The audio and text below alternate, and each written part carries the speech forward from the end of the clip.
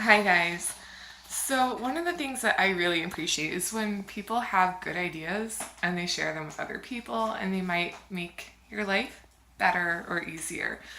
So I wanted to share one of my ideas that I have with you guys because maybe it might help. We are in my kitchen. Okay, so I have smoothies pretty much every day. And I came up with a way that I think just makes it a lot easier because I don't know about everyone else, but the idea of having to deal with a big full-size blender and having to wash that every morning is enough to make me just want to skip breakfast. I don't want to deal with that. Not at all. So, come on, let's come up with an easier way. I came up with an easier way for me. Maybe it'll help you. Let's get this started. First, it's morning. You're tired. You look like this. You have makeup all over the place. It's okay. Who are you trying to impress? Your cats are hardly ever impressed by makeup. And that's just the way it is. We are tired. We are lazy. We are busy. Who has time to clean this up before making your smoothie? Second, I recommend getting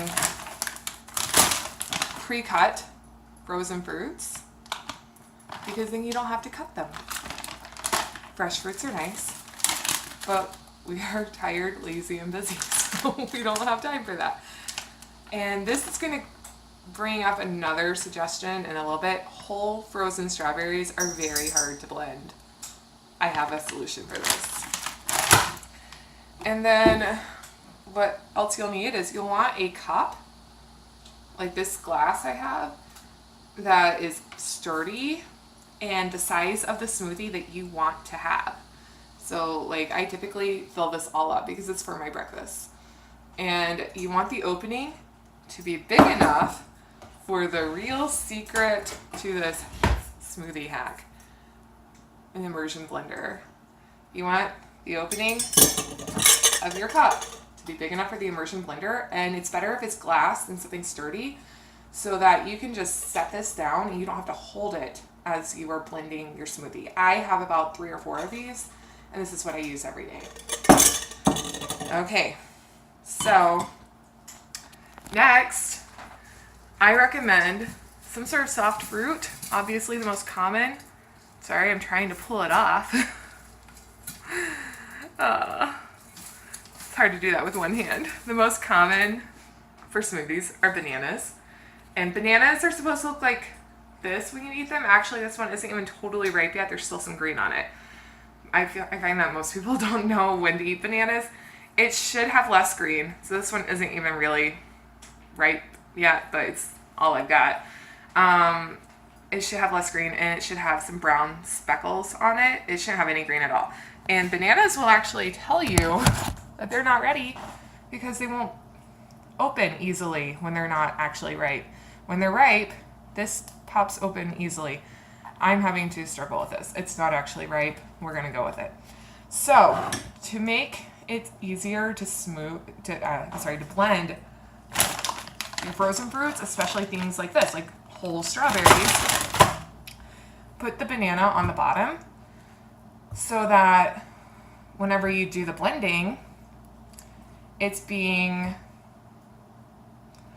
the frozen fruit is squished between the blades and the soft banana. And I've tried lots of different ways of doing this, and that is by far the easiest. And then next, we're gonna add our frozen fruits. Remember, we're gonna go with pre-cut because then we don't have to cut fresh fruits. Sorry if I'm gonna be out of focus for this, but I need 2 hands, so I'm sorry. I'm gonna do my best to stay in the screen, but I'm a little bit tall, but not a whole lot tall, just a little bit tall, and at least taller than my microwave.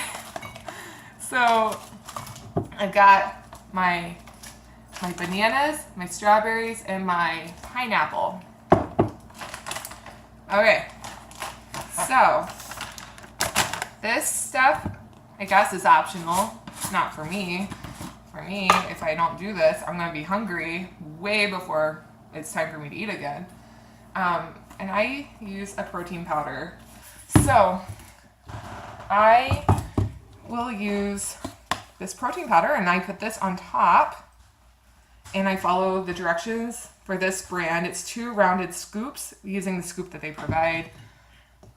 If you have a different scoop, you'll have to figure out what the equivalent of your scoop is for them. I put that in there, and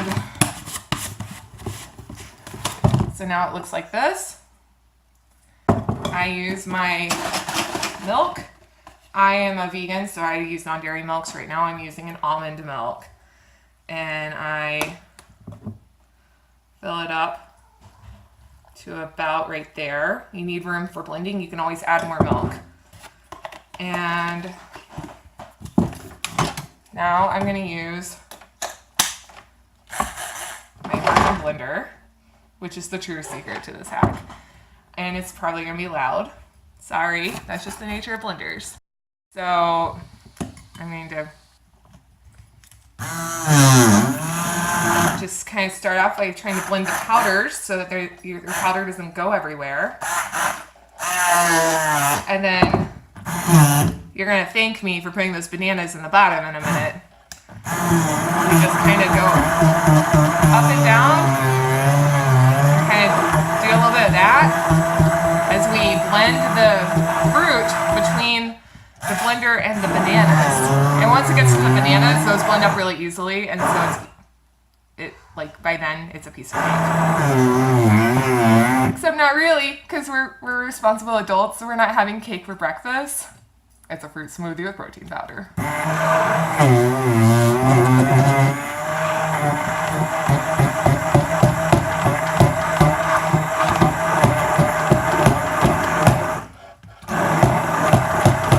That loud thud means we're done. Now I'm just kind of smoothing it out, and I see some powder along the sides that I'm just kind of scraping and blending.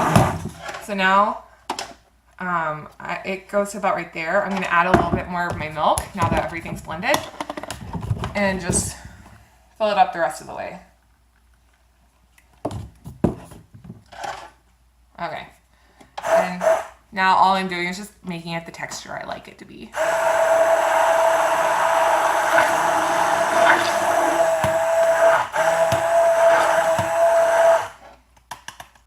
And then I always do this to kind of get some of the smoothie off, and then I, with it above the smoothie but below the lip of the cup so that none of these holes are exposed, I just give it one of these so that it kind of spins some of the smoothie off of it. And this is what makes this a hack. Like, one, anytime I use a big blender, I use way too much or way too little. It's a little hard to judge the size. With this, I get exactly the amount I'm trying to get. And two, I hate cleaning those things. This is so easy for me to clean. Like, literally, I just rinse it in my sink. Now, I'm a vegan. I don't use animal products. I don't know if this is going to have a different result if you use animal products. I never ever have any problems with this ever like smelling bad or getting gross, and I use this every single day. I rinse it until it's totally clean. Shake it off. Clean. Smells fine. Put it in my drawer. Ta-da! I'm done. Now I have a smoothie. Maybe I'm wishing I had cake for breakfast since I said that. But I have a smoothie. And it was super easy to make. Didn't take very long. And the cleanup was pretty much non-existent. Yum! So I hope that this was helpful for somebody, because I know that before I started using my Immersion blender, making a smoothie was something I wanted to do in the mornings, But honestly, I felt like it took up too much effort because I always ended up with too much or too little.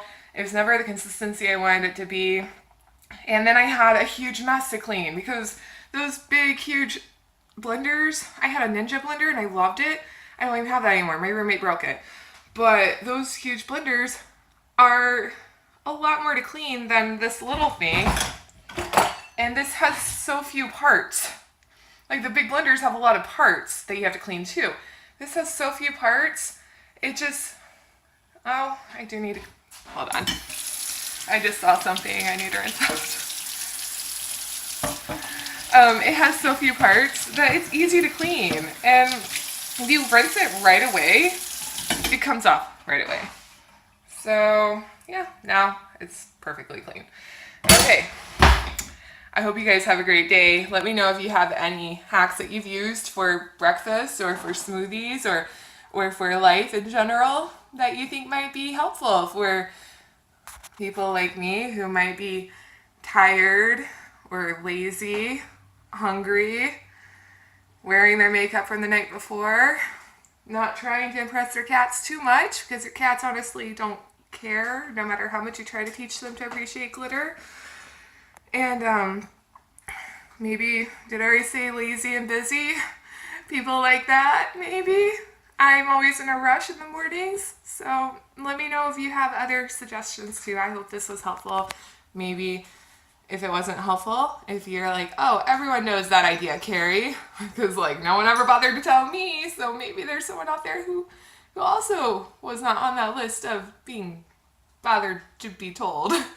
Then maybe at least it might be a little entertaining or something, and then you get this little girl cat to come in and try to talk to you as you're recording a video, and she goes, "Meow," which is what she says when she's a little bit disappointed in you. And then you get to try to play the game of, why is Zoe disappointed in me? And where you guess. That happens too. Okay, have a good day, bye. I have been using a protein powder that's pea protein based for a while. And before I was using a different one that was unflavored from Whole Foods. It was the cheapest one that they had. It comes in an orange container. Hold on and I will get it. This one. And I really like this one. It's good, but you definitely want to blend this with like flavored things like fruits because there's no flavor to it. It truly is natural, unflavored. So if you think you're gonna like blend this with some water and drink it and have a good time, I'm sorry, you're not.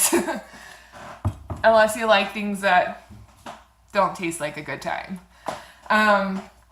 This one is pretty much the same, like as far as like nutrition value goes and also cost value.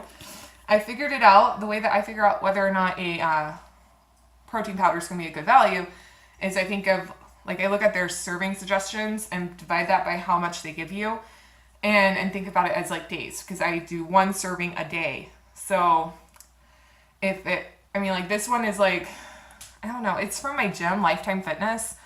It's either $30 or $40 a thing, and it has 30 servings in it.